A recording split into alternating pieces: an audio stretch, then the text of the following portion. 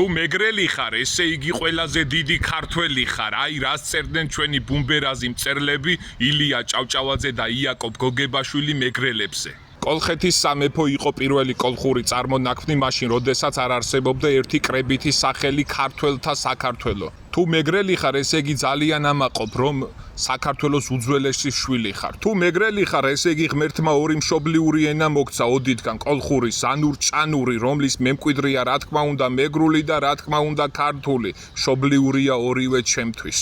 ასევე დადგინდა, რომ მეგრელები გენეტიკურად შედიან სამხრეთ კავკასიის მოსახლეობის იდენტურ კლასტერში და ბოლოს ყველაზე მთავარი საქართველოსაც და სამხრეთ კავკასიის სხვა ადგილებიდან ამოღებული ბრინჯაოს ხანის დროინდელი დნმ-ის ნიმუშებიდან წარმოდგენილი 485 პირის დნმ-ის ნიმუშების შედარება მაჩვენა ეს ნიმუშები ერთმანეთს ემთხვევა, ანუ მეგრელები ისტორიული საქართველოს ტერიტორიაზე მოსახლეობენ სულ მცირე ბრინჯაოს ხანიდან.